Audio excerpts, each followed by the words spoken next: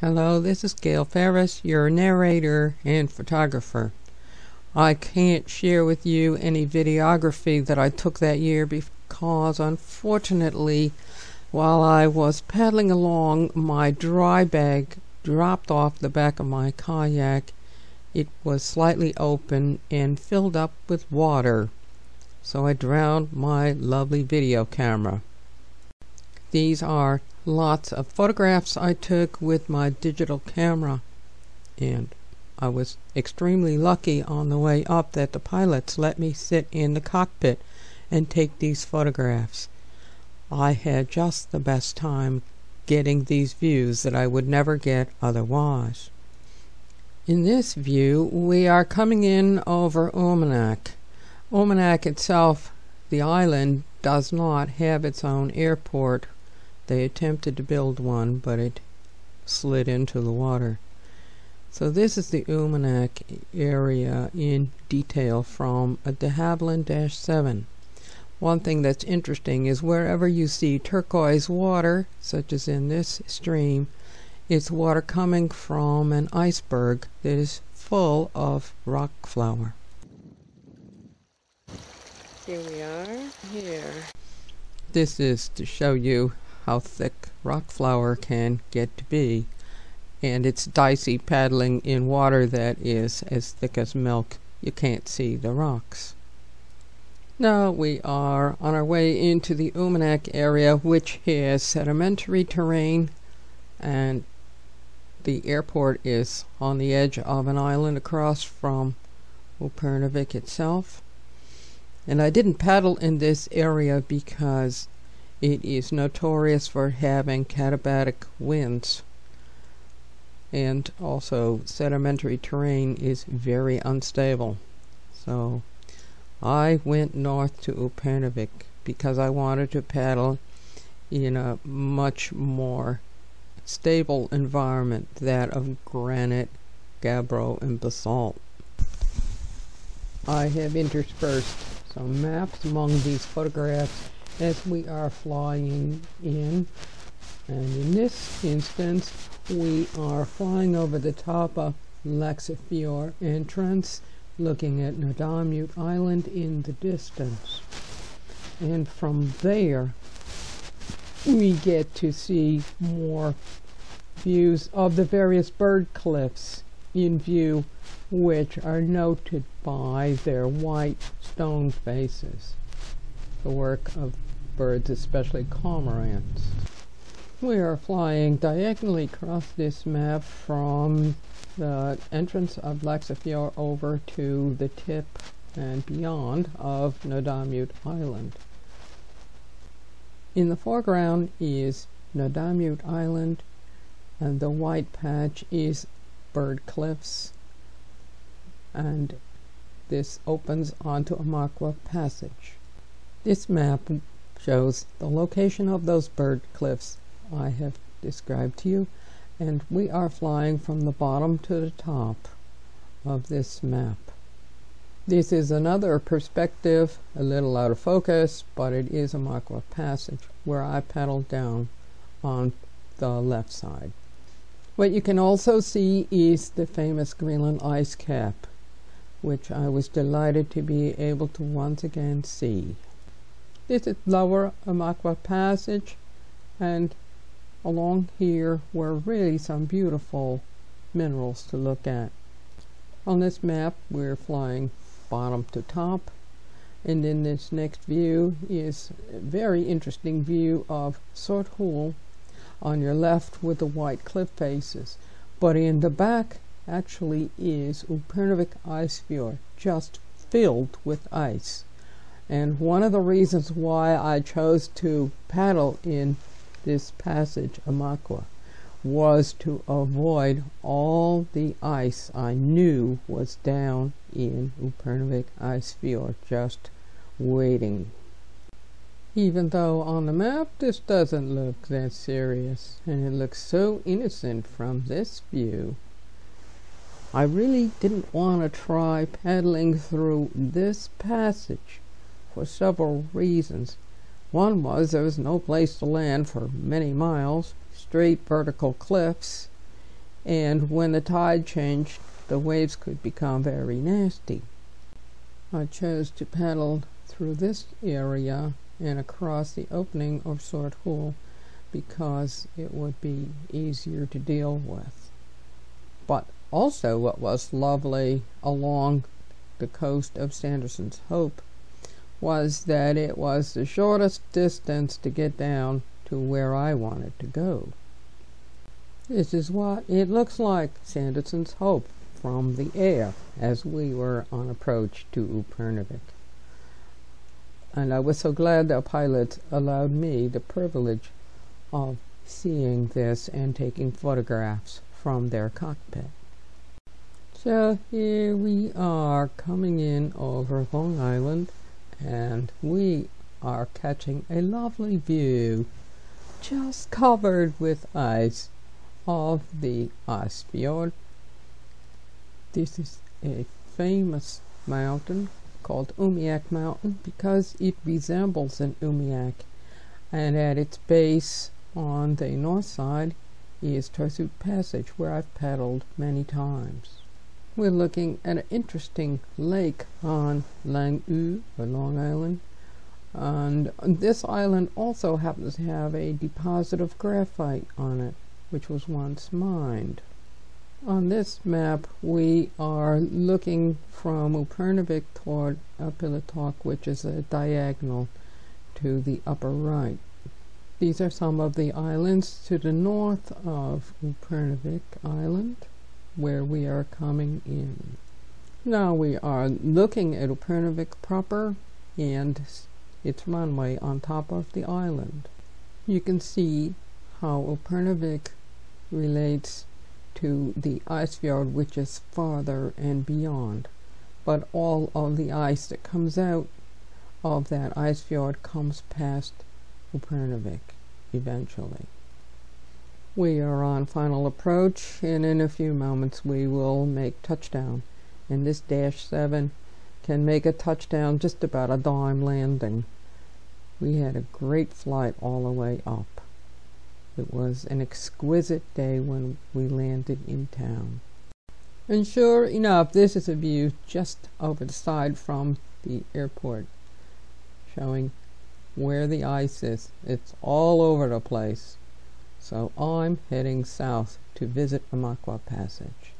Driving down from the airport, this is Sanderson's Hope, the mountain that is nearly 4,000 feet high and plunges straight into the sea, which we flew past just a few minutes ago.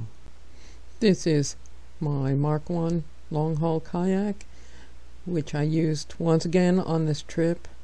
It was a wonderful kayak, very, very comfortable to sit in for long hours. After spending a couple days in the town of Upernavik with Gina and John Kieslow, where we went out on the water and went fishing, I took off. I had decided to get going paddling very early in the morning because I knew paddling due south is agony into brilliant sunlight. For me, it's such a torture. I'd rather paddle during the wee hours of the morning when it's still quite dark. I got down to Gamelhaun and decided to put the boat together its finishing touches and got underway at 4 o'clock in the morning. From there, I paddled southward along this map, and it was quite a visual adventure at first. So there I was, heading out in this exotic golden light, a kind of time and light I had never experienced before in all of my kayaking adventures here in Upernavik. Indeed, I'd been coming and going since 1992, but this was really a very exciting experience with this special light. There was a little wind on the water, nothing to be too particularly concerned with. My Mark I is a very seaworthy kayak, and this was the view of the first large island. In this very blurry picture, the sun is very low on the horizon off to the east. And just happened I turned around in my kayak and clicked this picture, which, even though it's blurry, it still has that wonderful, exotic, early morning light. I was delighted that the water wasn't absolutely deadpan flat. It makes it a lot easier to paddle when there are ripples on the water. And this is the morning glow on two islands. One of them is Grisu and the other one is Langbu, just off of town. I couldn't believe this golden light.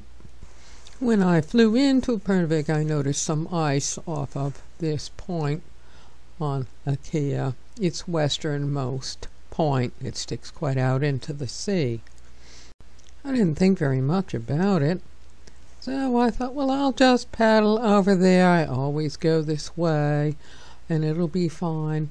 Well, when I got in the midst of the ice, I realized I was in a big gyre, and it was a very, very scary experience. It was a gyre caused by the tide, which rushes between all of these islands.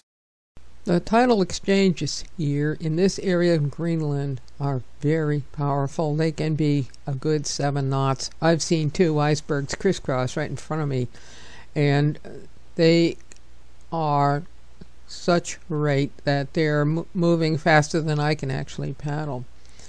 And I began to realize as I thought, oh, I'll just go through the middle of this gyre. Oh, this is all right. Won't be any problem. Well, I suddenly realized I could get swamped and squashed in the middle of this thing. I could actually see a whirl and a depression in it. As the gyre was starting to actually suck me in, I thought to myself, if anything happens to me, nobody will ever know. And that was not a nice feeling. The first time I've really had that feeling of frightened helplessness. Well, much to my relief, it wasn't all that bad, and I was able to get through the gyre, but I won't try that trick again. And I got over to the end of Sanderson's Hope and proceeded to paddle along that familiar coastline. Sandersons can develop some katabatic winds in the summer. I've had that experience because it's very vertical. These are some of the rock faces that I get to paddle by when I go by the bottom of Sanderson's Hope, the westward boundary. And you can see they're really pretty straight up and down. The only way you can land on them is if you happen to be a fly. This is an aerial shot that shows what it looks like, and from the airplane it was surprising to see what it really does look like. But from a boater's perspective, this is all you get to land on, and I realized all along that there was no place to stop and ever get out of the kayak. It's just impossible.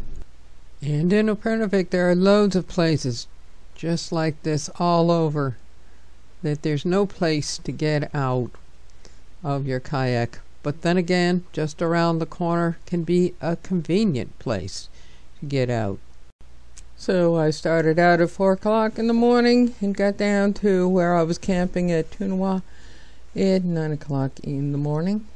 I made that trip in 5 hours. The currents were with me, and that makes paddling a lot easier. The previous time it took me a long time to get from the point Ingia to Tunawa one evening because the current was against me. This is what it looks like in photographs taken in other years of the point Ingia looking down in toward Sortwool. And you can see the bright colors of the minerals on the rocks that this area is very famous for. Along the cliffs of Tunawa I am really sorry that in all the times I've passed by them, I never took a photograph of the colors of the minerals.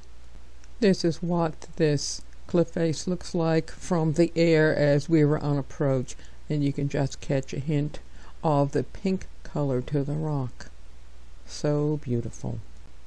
I came in to an area they had shallow, flat rock slabs, and I thought, oh, this will be fine, easy to get out on. But then every time I tried to step out, a swell from the remaining day's storm kept grabbing me and pulling me back out again. And if I got up on the slab with my bow, the boat would flop over to the side, making a very awkward exit. And just as I was ready to get out, another swell would come in and carry me back out. And there I was, sitting on the stern deck, looking pretty absurd. Then I thought about it. The trick was, all right, I needed some shallow water where I could see the bottom and have the water stay consistently there. So I found a rock corral where I had consistent water, so I sat on the paddle on the stern deck and was able to step over the side very conveniently while all was stable and I wasn't being swept off to who knows where by the backwash of the next swell. With bowline in hand, I was able to get up onto the rock slabs and then put the pool noodles under the hull and roll it up the rock slabs. I rolled it quite a ways up because the rock slabs were very flat and I wanted to be sure I was above the high tide line, which varies because there are a low high tide and a high tide. And that can be quite a surprise, especially in the wee hours of the morning. I was glad I'd brought my boat what seemed like an absurd distance up the rock slabs, but I didn't want to be disturbed by any problems, and I tied it off to a rock. And while I was snoozing away, some fog drifted in. I was glad I had brought a hood. I always find wearing a hood while paddling and even while sleeping very comfortable. One other thing I do when I'm paddling is I always have a pair of binoculars at ready grab around my neck because it's nice to be able to see a coastline that you can't see from your cockpit. So tomorrow I get to cross, and that's going to be interesting. But right now it's nice and calm, which is fine with me.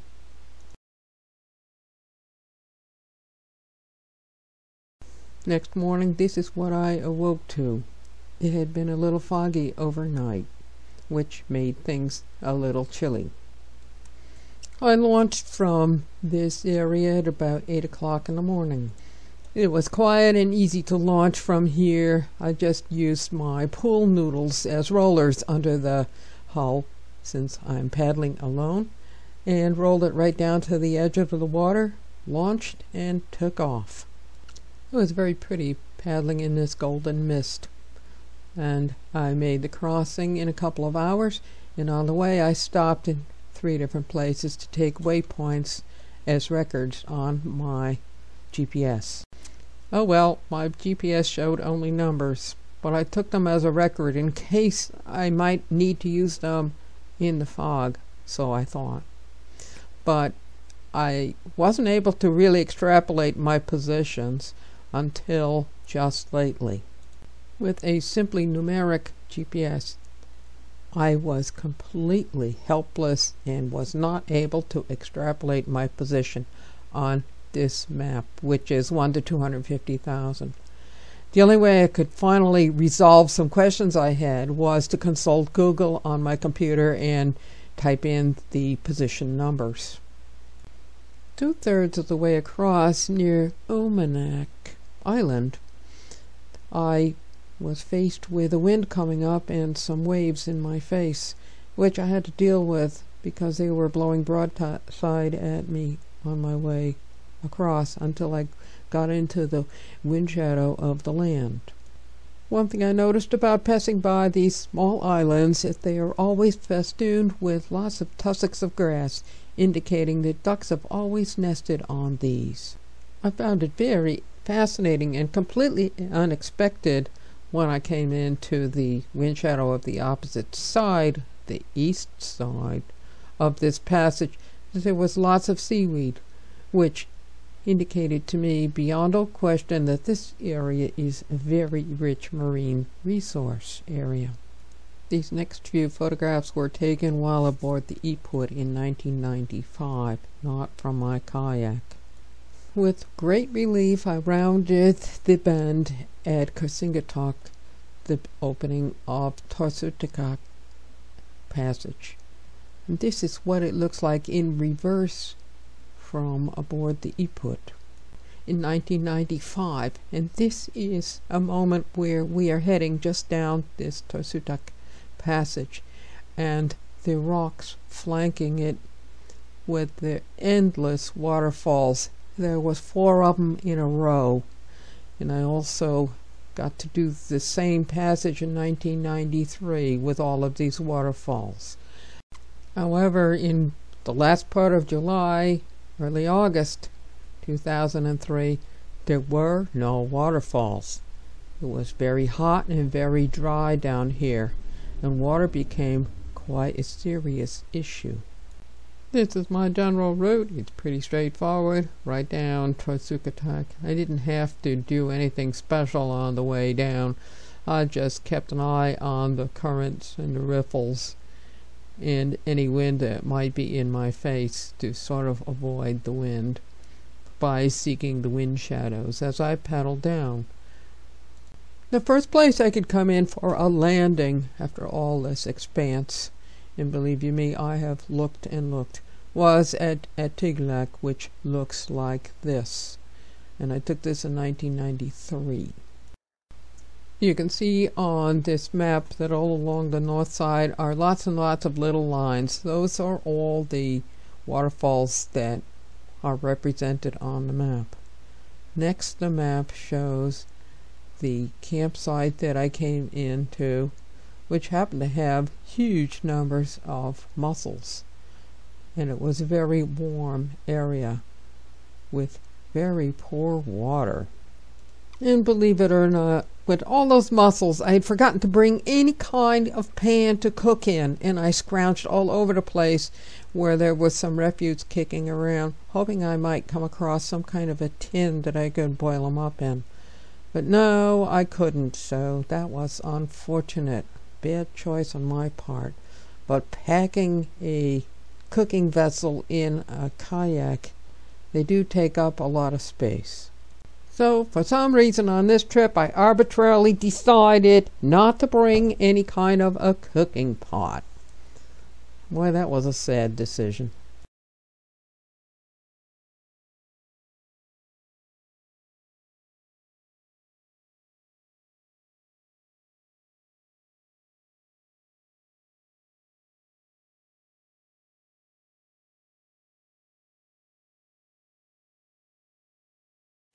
I am paddling along Nutarmiut Island, but I am looking toward the opening out onto Laxe Fjord. It was very exciting to be able to be along these cliff faces because lots of birds lived here.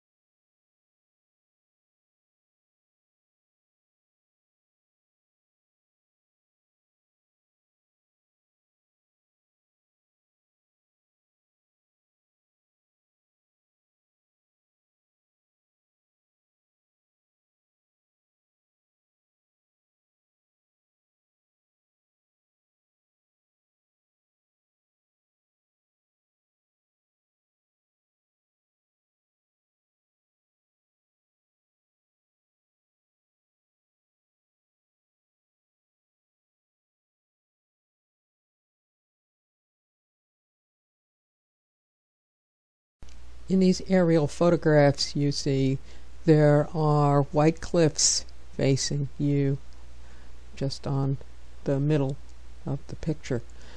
And that was a major goal of mine because I wanted once again to try to see the razorbills that lived on those cliffs. This morning I have paddled across, and now I have once again gotten to the bird cliffs that I had seen in 1993, where I watched razorbills dive off of the cliffs, pancake on the water, and take off.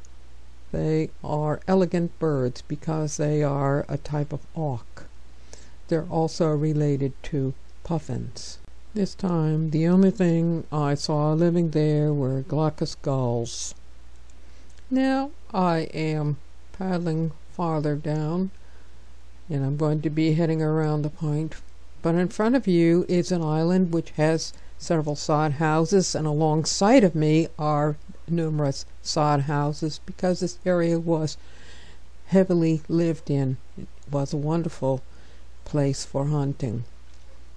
And in this area it was interesting to paddle through because the perspective was such that I couldn't tell whether things were close or far away because of the low angle of the sun.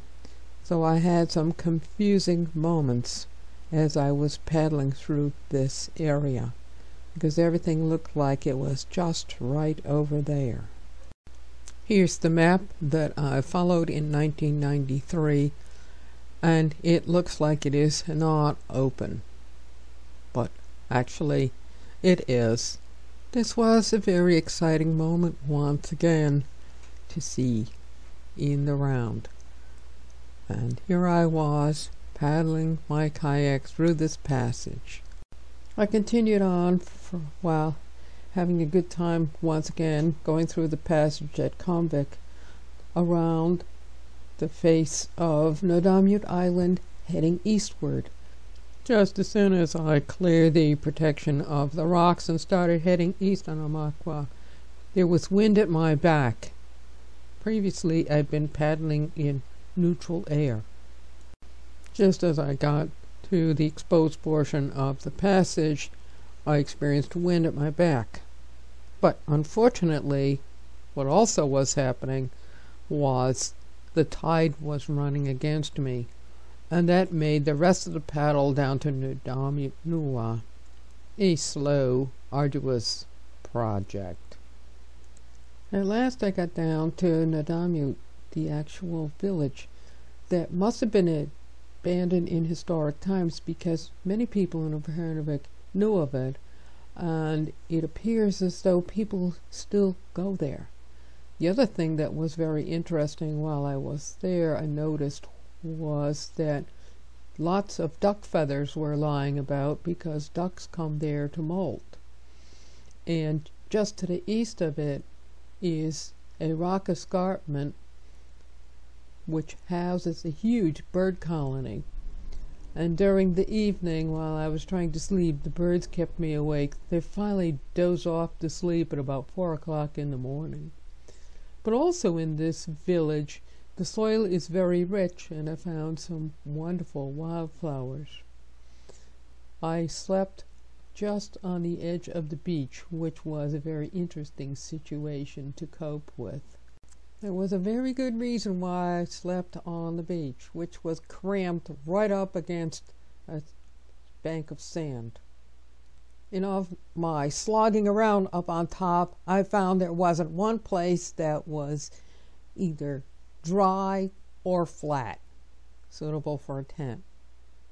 So at that point, the only thing I could see that was dry was the sand on the beach down below, along with the fact that I didn't feel like being bothered with hauling all of my stuff up the bank, which was steep. Here is a little detail from the topographic map that shows the village site, which is just in front of the blue lake.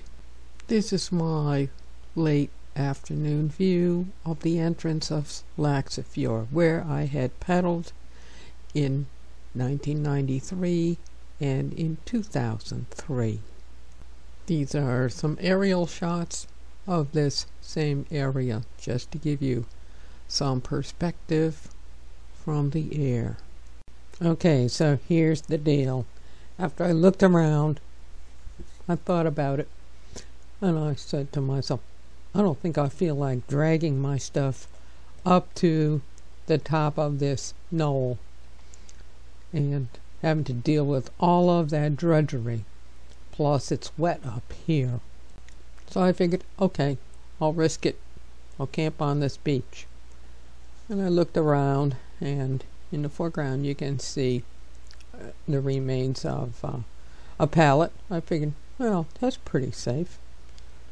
Alright, so here's my tent. I gotta make this thing fit in what space there is. So I looked around and noticed that, yeah, I could just get it in, but I'm staking it into sand, and sand is notorious. So then I had to figure out one of my old tricks.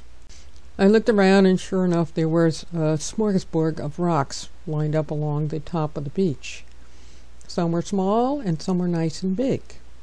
So I figured the next trick was grab a small one and grab a big one. And the rock in the tent, you put a big rock. And that trick works if the wind doesn't blow, which it didn't that night, so I got away with that one. And the tent is floorless, so that makes it easier to put up. And I always sleep on ground cloths, so I was fine. The next trick was, okay, how are we getting the boat up this beach? And the problem is with soft pool noodles on sand is they sort of squish in half. But luckily on the beach were some logs, about 6-inch diameter. Well, the more I looked at those logs, the more they talked to me, and then the idea came to my mind. The best thing is get everything out of the kayak, make it as light as possible, put it on those logs, and roll it up the beach. And sure enough, I got it up to the very top of the beach because I had a sneaky little feeling that the tide was gonna be up, because this beach is a very shallow beach, and I was really taking a chance. And I thought, well, I can strand myself on top of the wood pallet, and as long as the boat is tied off to some rocks, probably I'll be all right. But you just never know. Luckily the tide didn't come up that high that night, so I had no problem. It peaked out at 2100, and I can tell you, looking at the beach, it was just a tiny strip where I had erected my tent and was now preparing to go to sleep. Oh boy. The only problem was, alright, what am I going to do when I get to the next sandy beach? I'm not going to paddle along with these big heavy logs on my stern deck. That's not a good idea. Oh well. And I went to sleep. I was beastly tired, but next door was this little happy crowd of birds. And they rhythmically would wake me up with all their calling and talking. They finally stopped around 3 o'clock in the morning, and that woke me up. So you just never know. When you're sleeping next to a bird colony right next door, it can sure keep you up. I never had this experience before. Oh well. I didn't have to move the tent, thank goodness, in the middle of the night with water lapping at my feet. But the next morning I woke, had my usual breakfast, and when I got underway I looked in the water and was fascinated to see what is perfectly predictable, and that is the water is very heavily enriched with all the bird droppings. And this is what it looked like. I'd never seen such dense seaweed ever. And this is my route that I started out on this day. Another fascinating paddling experience. You just never know what you're going to see.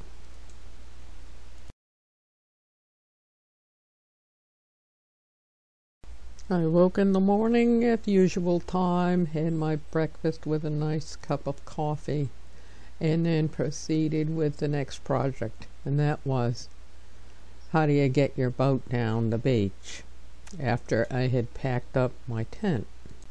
So first order was to get my dry suit on, because after I get the boat down to the bottom of the beach, I need to load it while it is floating. I was very glad that this boat happens to have loading ports, because that makes it much easier to stuff everything in without drowning yourself at midship trying to stuff things into the stern and bow sections. It was a nice sunny morning, as you can see in this photograph, and there was just a soft wind blowing.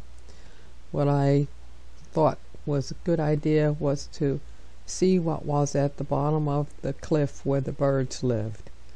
And as you can see in this picture just over the side, there's a huge population of seaweeds. Now, of course, I was continuing east, and I was going to go into the next inlet called Nutarmiut, and in there look for possible places where people had lived. As I paddled along and started to go around the entrance, I noticed to the west was a whole slew of very much rounded granite with cliffs overlooking the water, with areas large enough to erect a tent. I saw lots of lush green grass and very green hummocks in this area. I couldn't resist. I got out of my kayak, tied it off, and climbed up to look around. When I climbed up, I really had my ideas confirmed, because there was this wonderful outcrop that you could stand on or you could live on, and you could see what was happening everywhere very easily. And there was very dense, lush tussocks of willow and all kinds of plants growing in this area. It was the perfect place to live and keep a lookout on everything that was going on. And up behind there were lush patches of berries. Thick tussocks, very difficult to walk over without falling down, were such a strong indicator that lots of people had lived here and come and gone. Even if they didn't live here over the winter, they sure came here in the summer and lived in their summer tents. As friends of mine in Pilatok and Upernavik said, they used to love to go back and forth in these areas in their umiaks. One of them was Oli Tolaevson's mother, and that was just thrilling to hear. I remember the smile on her face when she described how much fun it was to go down in the fjords berry gathering in the summer. The sod house walls, still remaining, had plants growing 6 inches high, and in the foreground is a hole filled with large boulders, which must have been a meat cache. I paddled around the rim, along the north edge of the rim, and just investigated whatever I could think of from my kayak. It was quite shallow in here, which I thought was rather interesting. Most of the edges of this area were easy to get out on if you were paddling in umiak. And this is the view looking at the clouds as I happened to be standing there around noon. This was in the easternmost portion, and it was just extensive flat rock terraces. The extensive golden brown color is a bunch of sphagnum, and I walked up these terraces to look for what I thought was a freshwater pond, and I got up on the top and there was nothing. It was bone dry. So that just added to my conclusion that water is quite scarce in this area this time of year. It's now hot and dry. As I'm standing here looking back to where I have come from, far behind is that magnificent entrance to Laxefjord. And there's no other place in the world that quite looks like that. But in the foreground is a peninsula of rock, which must have been a very interesting igneous intrusion, some sort of a dike. It looked like it was almost a perfect cylinder. Never seen anything quite so dramatic before in my life. Wow, I was really amazed to see such a perfect cylindrical shape in stone. Just amazing geology to see here in this region.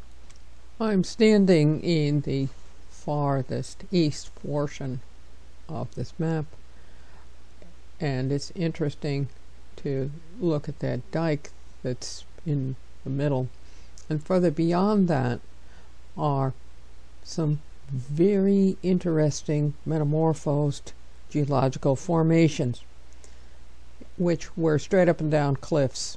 I very eagerly paddled to the bird nesting site, only to come across herring gulls, which I hadn't really seen before in great number, cormorants, and little moors. There were no auks, and I was disappointed. Oh well. This is a photograph taken from Swarthul in 1995. However, what was interesting, for the first time I found a herring gull rookery. So that was quite exciting. Paddling back out was interesting along these cliffs, which were dark brown layers interspersed with tan. But then here and there were areas with basalt boulders and trap rock that was columnar. And then as I got to the outside, I started to come across some interesting wave conditions I hadn't thought about before. I thought I'd have some fun and play some games with the swells and waves. But then my way out around, I really got myself in a surprising situation.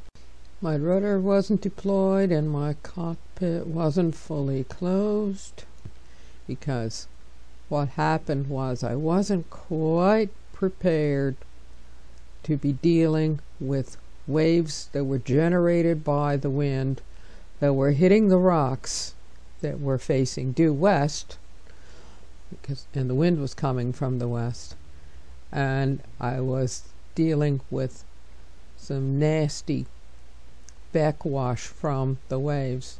I almost wound up smashed against the rocks. I had to be careful to get myself out of there and not tangled up on the rocks. And one of the other things was to make sure my rudder was down deep enough to be able to control where I was going. When I first encountered these backwashing waves, I hadn't really bothered with my rudder very much, and I got my kayak stuck in irons. And that's a nasty feeling because you can't control your direction.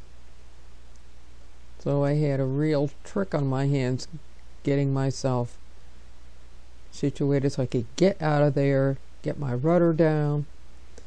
I had a few dicey moments that made me realize, don't be so casual when you're paddling your kayak. You can get into big trouble, and the worst thing in the world is to wind up smashed against some rocks. I can tell you, being in irons and being nearly smashed against rocks made me pretty jittery.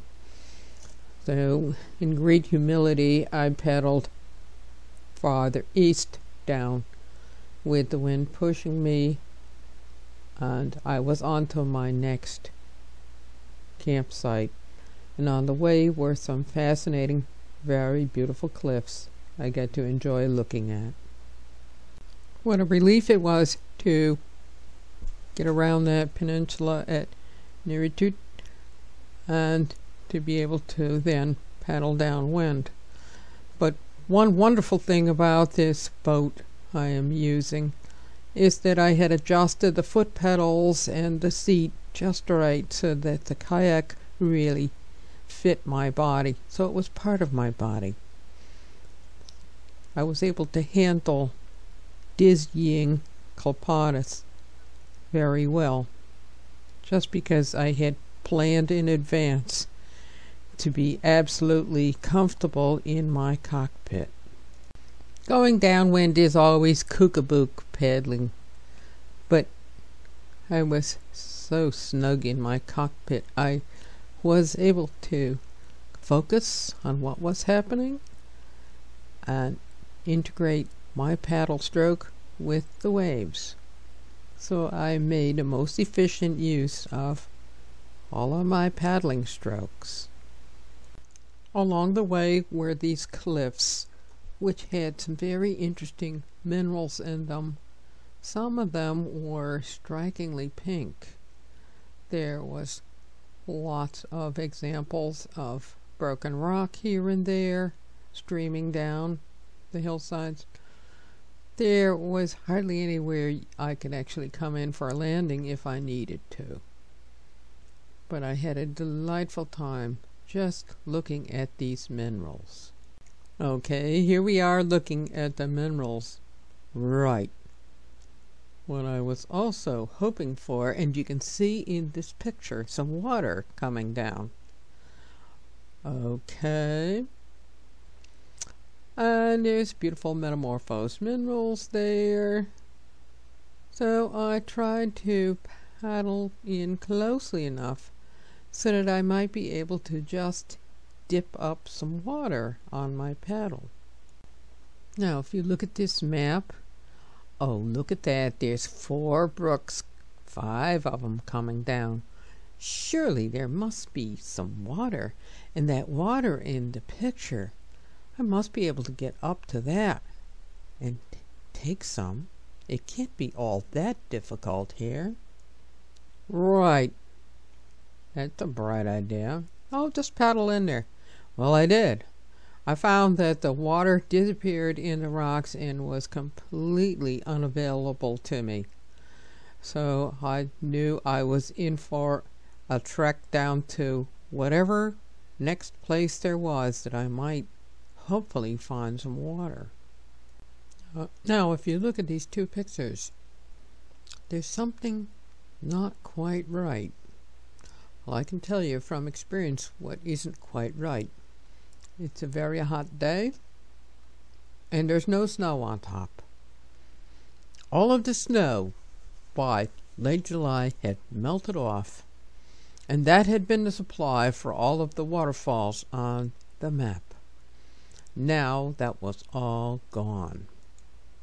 I started to get a little alarmed and daunted about the water. I realized if I didn't find water, I was in some trouble. So I continued down the coast, thinking, well, it can't be that hopeless. And indeed, it wasn't. I got to pull in the next place, Nutarmiut, and indeed there was water there in abundance, bubbling down the hill. And I was relieved. There actually was a lake up on top with a robust feed to it. I could actually hear and smell the water. So acute was my need for water when I came in. And it was high tide. I was able to paddle up in among the rocks and get my kayak up inside a little bit. But I did wind up camping along the top of the beach on the grassy hummocks. What also was really exciting, and of course music to my ears, there was a pair of Arctic loons out in the bay. That was just a thrill. This was my first time in Greenland coming across loons. Of course they're everywhere, but they aren't quite so common as you might expect in Greenland. At least not where I was. After relaxing that night and really so enjoying the brook with its wonderful water. It was a large brook. The next morning got underway and headed for the next place. I was paddling farther east out of Amarqua Passage along Nutarmiut, and the rock cliffs had beautiful colors in them, some strikingly pink rocks. And I was still thinking, of course, where's the next place I can get water? Let's look around. So in the next picture, you can see this dark area in the middle. Well, yeah, that's a waterfall, all right. There's only one problem. When I tried to get close to it, the water simply disappeared in the rocks, and trying to get out of my kayak was not a realistic option because it was nothing but sharp rocks to get out on and precarious rocks to try to stand on. As the water disappeared into the ground completely away from where I could ever get at it, no matter what I tried. I also thought about, there used to be a time when I rigged up things on the end of my paddle to try to get things like water. Even that would have never worked because the water was way up inside. It showed me once again that even though a brook is illustrated on a map, that doesn't mean it's actually running. But what also was interesting was that the rock was very beautiful in this area, and birds lived on these rocks. These rocks, even though a lot of them were just plain cuboidal trap rock chunks, lots of trap rock, basalt, there was also areas with hornblende in pure black and feldspar, different colors, especially white feldspar. Very pretty to look at. As I was paddling due east, at first there was very little breeze, but then later in the afternoon, as the fjords warmed up, the cold air from the inner glacier came down the fjords and blew in my face at about 10 or so knots. A thing that happens every day. The cliffs gave way to sloping down into a gentle valley area, and that was really the highlight of the trip because at long last I had reached the area where amasat are traditionally caught in these brooks that come down the valley you see in the middle of this picture. You can't see the brooks from where I'm looking at it from the cockpit, but they're there, and they're quite large actually. They come out through a stone dike along the edge of the beach. When I pulled up to the beach, it was a very shallow sloping beach covered with beautiful colored stones of red feldspar and other feldspar colors, the same as what I'd seen behind Pilatok.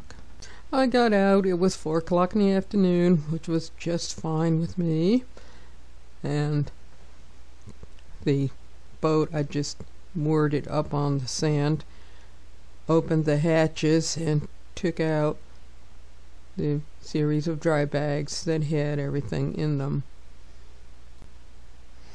I set up my tent and then thought I would just let the tide bring the boat up, since I knew that high tide would be at about 8 o'clock in the evening.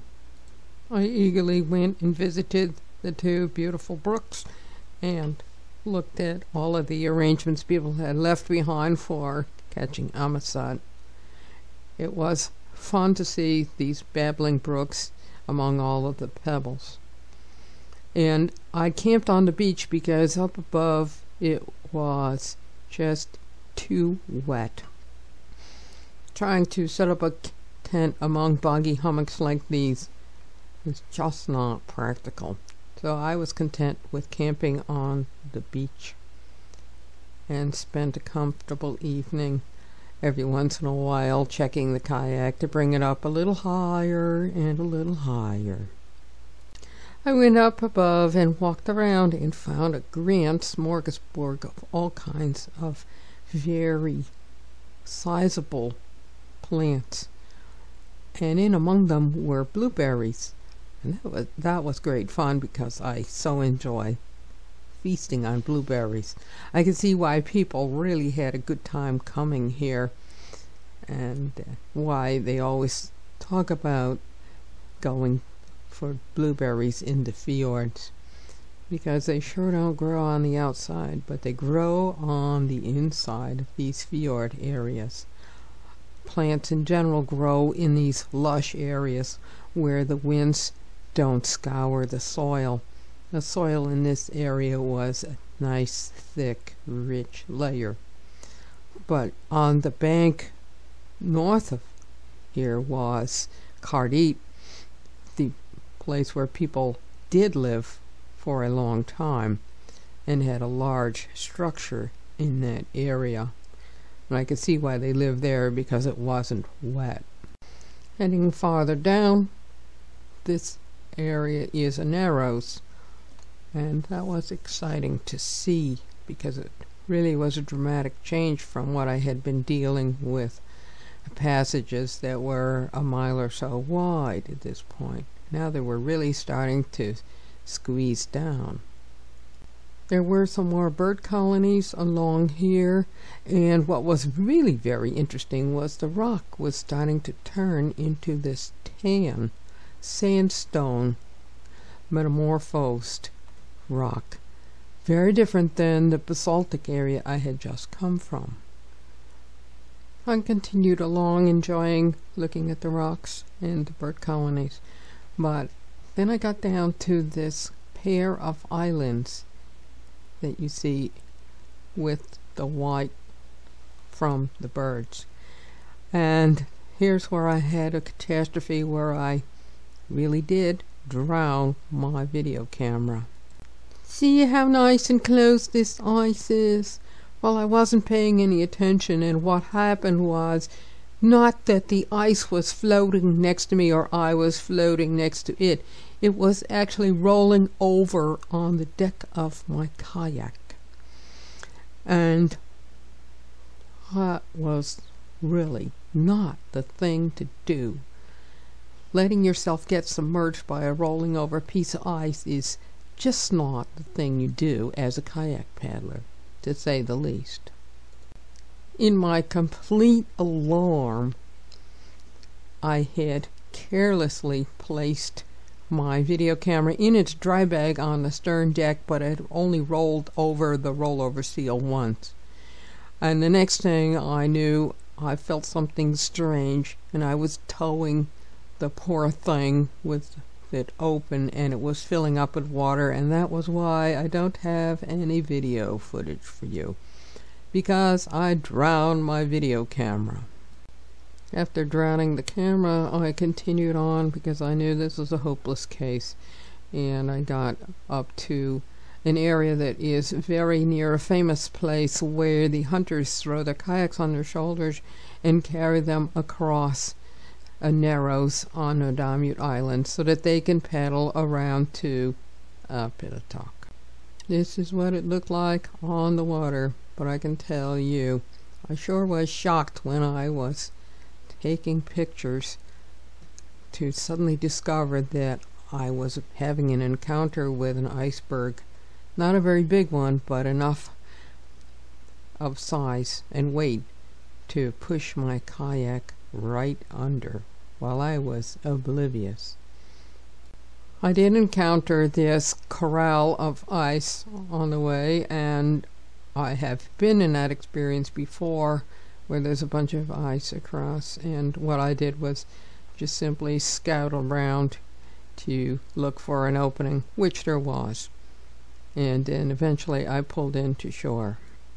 This map shows where I was camping, and it shows the passage next to what's called Fangst House, which is a hunter's cabin, and it was a rather muddy, boggy area. I actually had trouble finding a dry place to camp. And then a couple days later, I took off and paddled across Uvingasok. And here is a view of the glacier from where I was crossing.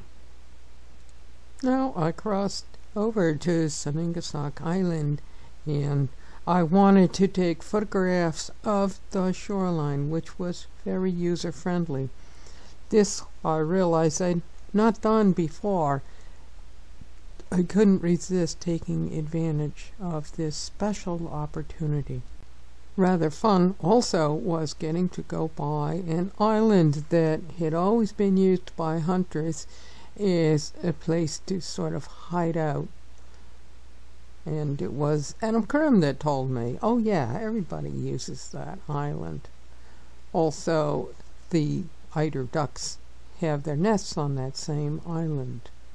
It's just a good lookout point between Uvingasok and Saningasok Islands.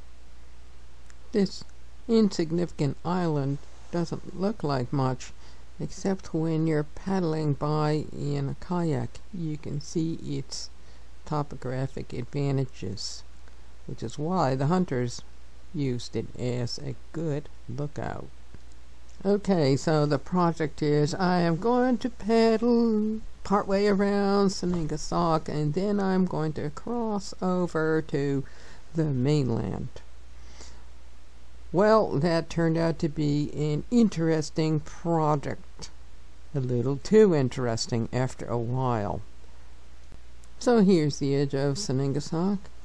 It's a lovely, hospitable shore, but not exactly perfect for tenting, and who knows where the water is. Here's the Narrows coming up, so familiar to me. And I can see the bird cliffs off to the side. And then I continue paddling on. And then the next thing I thought I knew where I was. So I decided, okay, I'm crossing over. Oh boy. Well, I never did cross to where I thought I was crossing. I crossed to another island instead. But I did experience some interesting paddling. I came upon the tidal intersection between Neku and Saningasok Island, and there occurred a huge whirlpool demarcated by chips of ice. And this was the first time I'd seen a really gigantic whirlpool. I paddled through it and was relieved to get to the other side. From there was to start to paddle along what now turned out to be the shore of Nako Island. While I was paddling along this north shore of Nako Island, I came across this fascinating boulder that was split off as though somebody had cut it with a knife. And I couldn't resist taking this photograph of it to show you. It's so unique in a lot of ways. Who would believe? And from there, I started paddling up and around. And while I was paddling, I started to become quite tired, because what happened was a stiff wind was blowing down between the two islands from the outside. So finally I got to a place where I was delighted to come across a horseshoe bay, a little tiny one, very protected, but I was able to tuck in there and set up camp. In this tiny bay, I found that the top of the beach was clay soil, but it supported very robust plant life. What I did was tie the boat off. I set up my tent in where I thought it was above the tide line, because I saw grass growing. Well, that wasn't true. It was grass that could take saline conditions. And I failed to notice a few pieces of fucus. At 11 o'clock at night, I felt this light pushing on my feet, and I heard a little sound outside like water, and I realized, well, it wasn't a polar bear, but it was the tide. Well, it was a lucky thing. I always use a bivy bag over my sleeping bag because my tent is floorless. But you never saw anybody get out of their sleeping bag and get into their shoes and get their tent up above the tide line, as I did that night. As for my boat, I thought it would be just fine. I had tied it with some polyethylene throw line off to some big rocks. But I had suspected this could happen. But what was happening was the boat was floating free because the line, when you try to use it underwater with knots in it, just simply undoes itself. If there's one thing I learned as I had to get everything up another 10 feet up the beach or so, was that when you see a few pieces of fucus in the grass, you better believe the tide brought it. The next morning was nice and sunny and bright, and what I did was I used the remains that people had left around on the beach of fishing nets that had floated in, and slid the boat on that nice slippery nylon fishing nets made out of. That was perfect. Oh well, I took off heading west, assuming I knew just exactly where I was. But actually, this view really is Nutarmiut Island across the way. However, I found some bird nesting sites, and I couldn't remember whether they existed or not. But then I started paddling robustly along and encountered some interesting views that were unfamiliar. And this was one of them. Well, if you really don't want to know what I was doing, I was paddling down around to a place that turned out to be a hunter's cabin. Oh, that was really a shock. On my way down, I took some wonderful pictures in the shallows of the prolific sea life in this area. What was great fun while I was down in these shallows was that I came across a huge group of these moon jellyfish out swimming, and I had never seen them in such profusion. I kept vigorously paddling along until I suddenly arrived at this hunter's cabin. I was completely shocked. I couldn't believe my eyes, and I realized this is not a joke. I have no idea where I am, and I decided I am turning around and getting out of here, and I'm going to paddle back to the outside where I recognize the landmark of Laxafjord. Earlier, when I was coming around the outside of Nutarmiut Island, I happened to take this picture from this location, and this was before I went down to the hunter's cabin by accident. What it was that was so important in this picture was I could see the entrance to Laxafjord, so I had an idea where I might be. And when I got finished with my escapade wandering around down below, I came back out again, and here was my goal: to paddle past this and to camp on this island. The next morning I couldn't be out of there soon enough, and in this light I took off.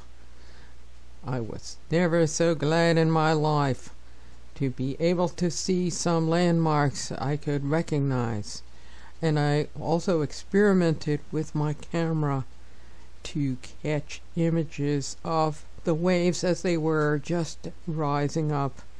That was an exciting moment for me. This is Nutarmiut on the other side.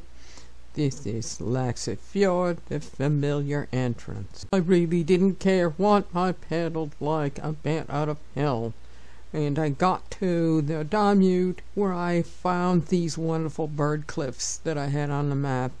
Now I am looking at Upernavik, the opening, and the bird cliffs on the other side of it, where I took some more pictures just to confirm my observations that yes, there are razorbills here.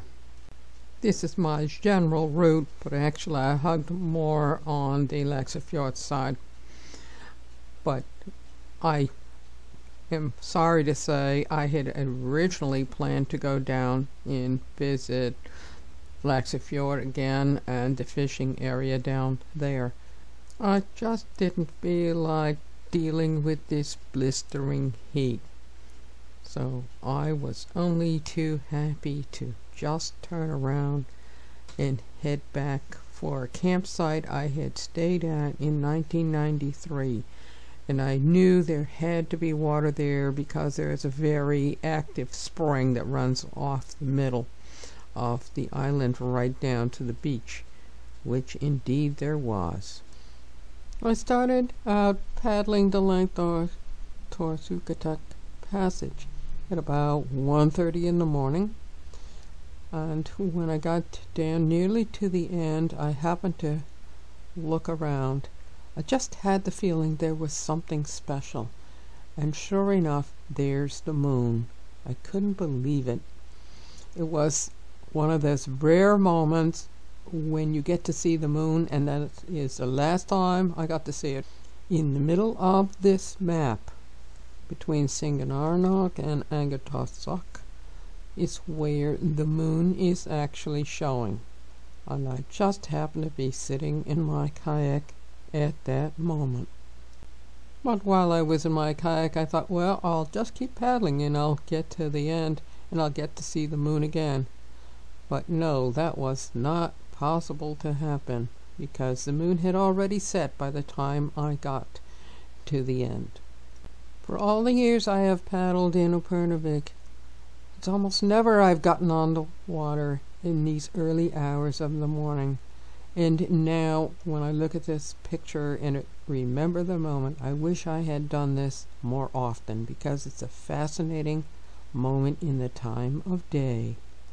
In this topographic map, which is not really illustrating just exactly how I paddled, but roughly where the two wind arrows are is where I stopped on Upernavik Island to just get out and check my boat for some reason. And it was there that I discovered I had forgotten to close my stern hatch. I couldn't believe I could have done something like that. And I had paddled through some waves, but I was just plain lucky my stern compartment hadn't filled up with water. Because paddling a kayak with a loaded stern, especially loaded with water, gets to be interesting. I took this photograph from Upernavik Island and I enclosed a map just to show where I was in relation to the landmarks, which are the very famous rocks and bird cliffs of Swordhul. I was having a very nice somber crossing. In the background is a triangular shaped mountain. That is Sanderson's Hope, one of the most perfectly shaped mountains ever. It's all of columnar basalt. Here is that general topographic map, and I passed by a Kia Point in the somber hours of the morning. This is what it looks like from the air, and this is the topographic map of Sanderson's Hope. After all the years of paddling by here in the late afternoon hours with lots of waves tossing me up and down, I finally took some photographs of what it really does look like at the base of Sanderson's Hope when you're in your little kayak. I had had so much fun, I was overwhelmed and I couldn't wait to get back to town. So I just hauled along. But what was very interesting when I got off Langau was something really frightening. Okay, now doesn't this picture look just lovely, somber and quiet? No, absolutely nothing is going to happen in this picture, right? Well, that was about what was happening to me as I was paddling by Nutarmiut. And I can tell you, here's another picture with loads of icebergs. Now, which one is the one that's going to break? You want to try and guess that one? Okay. Okay, here's a couple of definite unstable ones. Which one in this picture is going to break? So, just as I'm paddling by the middle of this island, not exactly this island in the picture, but Nutarmiut, there was this innocent looking iceberg, and the thing blew up with a tremendous crack of thunder. It scared me so thoroughly, every hair on my body stood up. I just about threw my paddle up out of my hands. I've never forgotten that. What a tremendous crash that iceberg made. I still remember it, and it just goes to show you, you can never tell what's going to happen with an iceberg. But when you hear an ominous clicking sound, that means it's going to break. If you're that close to hear the clicking sound. Instead, this thing just gave up with an explosive roar. It took a little bit more time because I think the tide was against me, but I paddled into town, and that was the end of another trip. This had been really quite a learning experience. And then from there, Gina Kieslow, who's in this picture, and I went out with her husband John to gather mussels in Tortuga Passage, and we went for a boat ride in the islands north of Upernavik, the Dusak area, where I got to see from a motorboat what ice can look like in the fjord area. That was interesting to me to see from a motorboat views that I'd rather avoid in my kayak when it's this much ice all around. Everything was changing. The ice is always on the move, and in late August the sun was starting to set. I was very lucky to be able to actually enjoy the privilege of watching the sun set around midnight in Upernavik. I've been there before many times. Thank you for watching my video. This is GEFerris, your narrator.